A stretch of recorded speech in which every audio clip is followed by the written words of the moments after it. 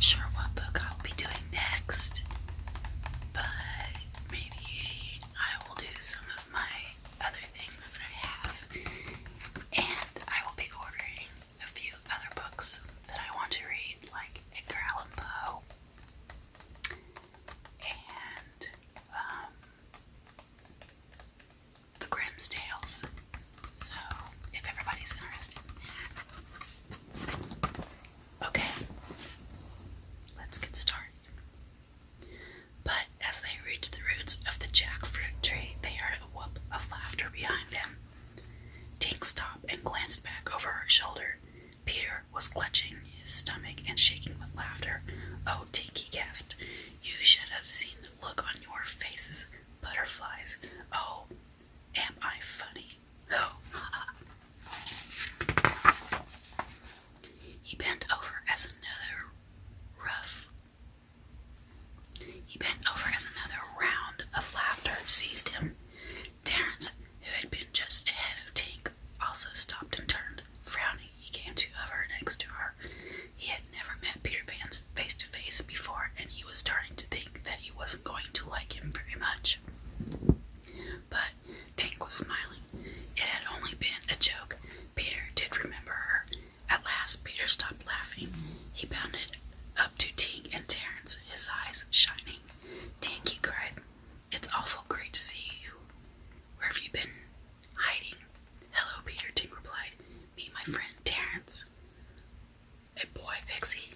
Fantastic!" Peter cried, turning to stare at Terence.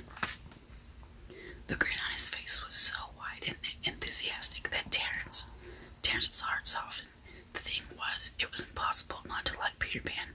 He had the arrogance of a puppy, and the cleverness of a fox, and the freedom of a lark, all rolled into one spry, red-headed boy. "You'll never guess what I've got, Tink, come to see." He said it as if Tink had been away for a mere few hours and had now come back to play. Peter led Tink and Terence over to the corner of the hideout and pulled a wooden cigar box out of the hole in the wall. The word tarantula was burned into the lid. It was the name of the cigars Captain Hook liked to smoke. Peter had found the empty box on the beach where Hook had thrown it away.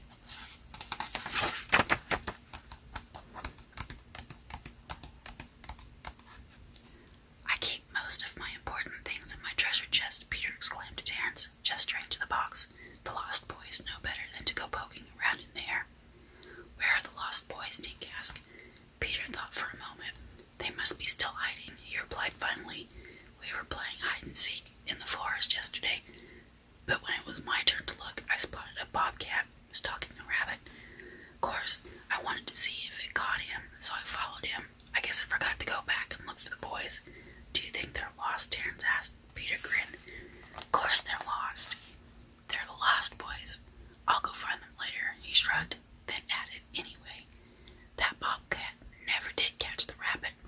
Peter lifted the lid of the cigar box. Now, reaching inside, he took out a small object. He held it out toward Tink and Terence in the palm of his hand. It was yellowish, white, and shaped like a triangle, with razor-sharp edges that narrowed at a point. Tink clasped her hands together. "Oh," she gasped, "you've got it!" "What is it?" Terence asked. "A shark's tooth," Peter replied. "Just a big, spugly. Isn't it swell? I'm going to put it on a string and make a necklace." "The first time I met Peter, he was trying to steal a shark's tooth," Tink exclaimed to Terence. "That's right," exclaimed Peter. "I'd made a bet with the boys that I could steal a tooth from a live shark. I built a small raft out of birch wood and was paddling out to sea." From the way he began, Terence could tell that Peter had told this story many times before, and that he loved telling it.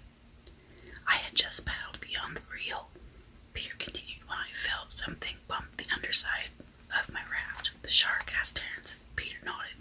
He was looking for his lunch, but he didn't know that I was looking for him too.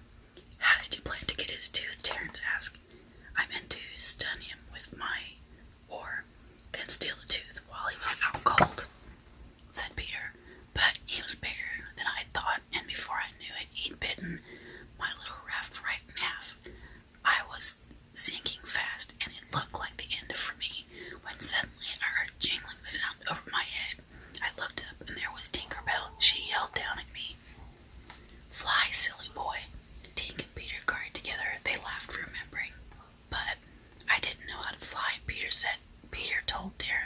So Tink taught me how.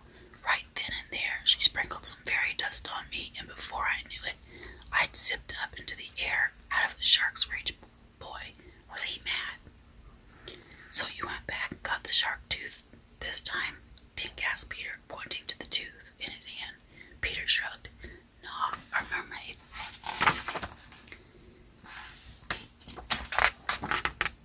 Nah, a mermaid gave this to me, but I'm going to go out and get the whole shark. He pointed to the fishing pole and the wooden hook he'd been carving. Tink and Peter both burst out laughing. Terrence smiled watching them. He felt glad that Tink looked so happy, but it also made him sad. What if she decided to stay here in the forest with Peter? Tink was happy. She had discovered that it wasn't so hard to see Peter after all. She'd only needed a friend to help her find that out. She saw Terrence's smile, and she smiled back at him. Just then, Tink caught sight of something in the cigar box. Her eyes widened. My hammer, she exclaimed. I saved it for you, Tink, Peter said proudly. I knew you'd be back for it. Tink reached into the box and picked up the hammer. It fit perfectly in her hand. She tapped it lightly in the palm of her other hand, then closed her eyes and sighed. She felt as if she'd come home after a long, long trip. Then, to Terrence's joy and relief, Tink turned to Peter and said, It's been so good to see you, Peter, but we have to go back to the fairy kingdom now. Peter looked at her in surprise. What? Now? But what about your hide and seek? Tink shook her head. She was glad to realize that she didn't want to stay, not for hide and seek, or for anything. She wanted to get back to Pixie Hollow, back to pots and pans. That was where she belonged. Tink flew so close to Peter's face that he had to cross his eyes to see her. She kissed the bridge of his freckled nose. I'll come back soon to visit, she promised, and she meant it. Then, taking Terrence's hand, she flew back out of the jackfruit tree and into the forest. Chapter 10. As Tink headed back to the fairy kingdom with Terrence, one last thing was bothering her. She didn't want all of Pixie Hollow to know about the hammer and her trip to see Peter. Enough hurtful gossip had already spread through the kingdom. Tink didn't want any more. She wanted to ask Terrence if he would keep their trip to Peter a secret in between them, but before she could, he turned to her. I don't think anyone else needs to know about this trip, do you? He asked. You've got your hammer back, and that's what matters. Tink grinned and nodded. What a good friend Terrence was. The only thing is, Terrence said, how will we convince everyone that you have your talent back? Tink thought for a moment. I have an idea, she said. Putting on a burst of speed, Tink raced Terrence all the way back to Pixie Hollow. When they had got to the home tree, Tink went straight to Queen Ree's quarters. Once of the Queen's attendants opened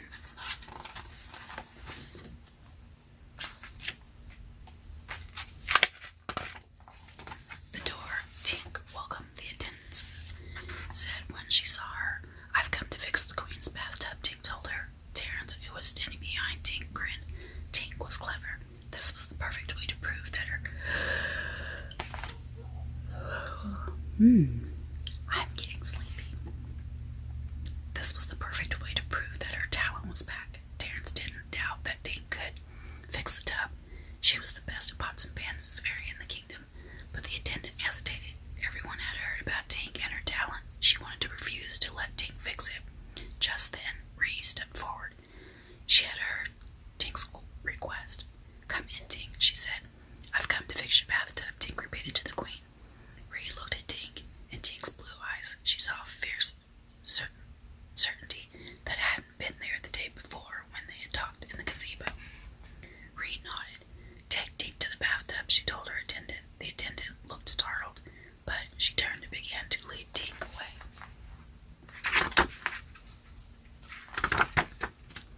Just before Tink left, Terrence grabbed her hand. Good luck, he said. Tink held up her hammer and gave his hand a squeeze. I don't need it, she said.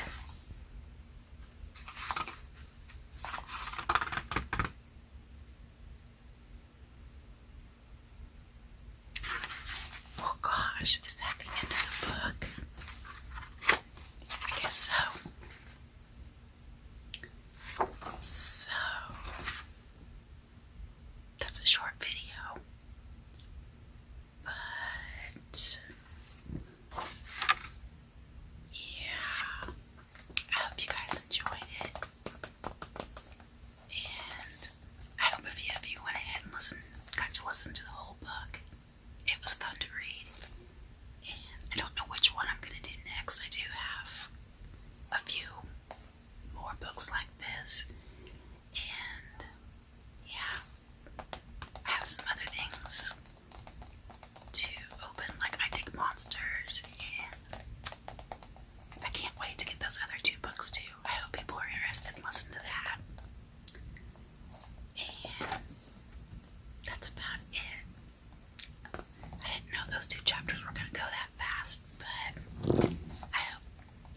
relaxed you a little bit, and maybe you can go listen to my rain videos.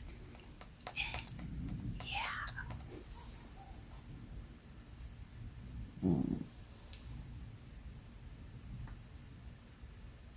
Wow, that really looks neat. Hope you're relaxing. Good night.